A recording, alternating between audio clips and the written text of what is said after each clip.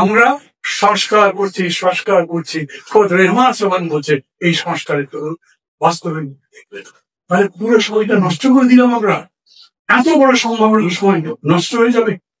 আমি মনে করি এই জন্যে আর একটা নাই, খালি প্রফেসর ইংলিশকে বলেন কেন ভালো নির্বাচন সবচাইতে বেশি দরকার কোন দলে?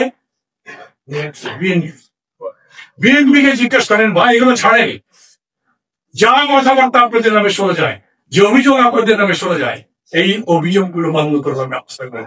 3000 বহিষ্কার করেছেন না 4000 বহিষ্কার করেছেন, রেজাল্ট কি? আজকে মানুষ নিরাপত্তা চায়।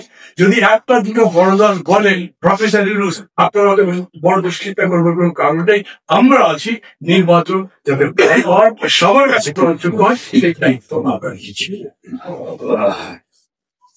বিএনপি বৈশাখ ধর আমাকে বলতে পারবে আমাদের কি ঠেকা পড়েছে, ঠেকা আপনাদেরই পড়েছে, আমার নাগরিক ঐক্য কিংবা গণতন্ত্র মঞ্চ এই নির্বাচন জিতে ক্ষমতায় যাবে এরকম ভাবছে না।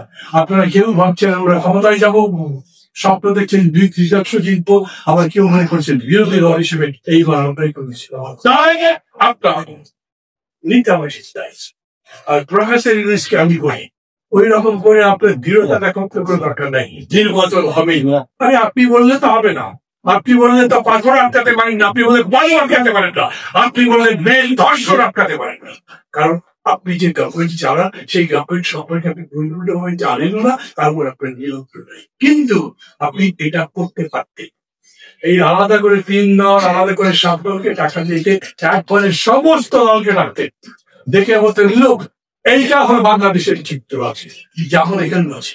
চট্টগ্রাম বিশ্ববিদ্যালয় সব বিশ্ববিদ্যালয়ের অবস্থা যেরকম করে ভোটের সংখ্যা এরকম বিপদ তিনি মনে করছেন, এবং তিনি বলবেন আমি চাই আপনারা আমাকে সাহায্য করেন যাতে এই ভোট আমি একে একে করতে পারি।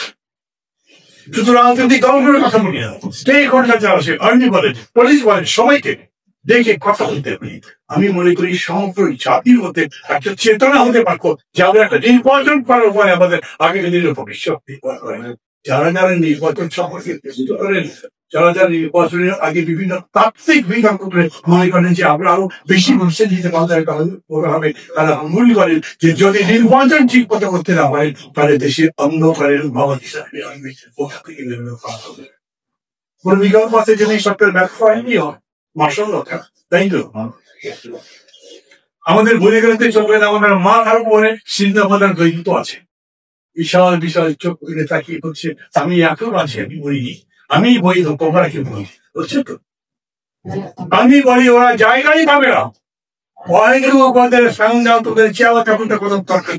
আমরা যদি রাজনৈতিক প্রক্রিয়া ঠিক করতে পারি, আমাদের রাজনীতি নির্মাণ করতে পারি, গণতন্ত্র যদি নির্মিত হয় তাহলে সমস্ত আমাদের আজকের দিনে এটাই শপথ হওয়া দরকার। আমরা ঐক্য চাই, জাতীয় ঐক্য যখন জড়িত হয় কি সাকি যদি আমার বিরুদ্ধে যান, বিরুদ্ধে বক্তৃতা করবো, সাইফুল সাহেবের বিরুদ্ধে বক্তৃতা করবো না, আমার প্রতিদ্বন্দ্বী হয়